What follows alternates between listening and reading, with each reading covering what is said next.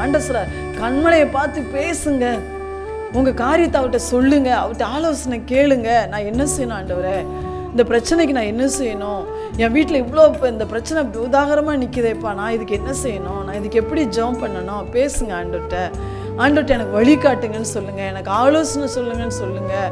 நீங்கள் வேலையை பார்த்துக்கிட்டே ஆண்டவர்கிட்ட பேசலாம், நீங்கள் நடந்து கொண்டே ஆண்டவர்கிட்ட பேசலாம், உங்கள் இருதயத்தில் அவர்கிட்ட நீங்கள் பேசலாம், நீங்கள் படுத்திருக்கும் போது ஆண்டவர்கிட்ட பேசலாம், எப்பொழுது நம்ம ஆண்டவரிடத்துல பேசலாம். அவர்கிட்ட போய் நம்முடைய பெட்டிஷனை விண்ணப்பத்தை மட்டும்தான் வைக்கணும்னு கிடையாது. ஆண்டவர்கிட்ட பேசணும், ஏசப்பா எனக்கு இப்படிலாம் சூழ்நிலை இருக்கே, நான் இந்த மாதிரிலாம் கடந்து போக வேண்டிய, நான் என்னப்பா செய்யணும், எனக்கு சொல்லுங்கப்பா. நீங்கள் தான் எனக்கு ஒரு தகப்பன் தன் தகப்பனிடத்தில் ஒரு பிள்ளை பேசுவது போல, சிநேகிதர்களோடு பேசுவது போல, அப்பா சகோதரர்களோடு பேசுவது போல நம்ம ஆண்டவர் எல்லா விதத்திலும் நம்ம கூட பேசுகிற ஆண்டவராக இருக்கிறார்.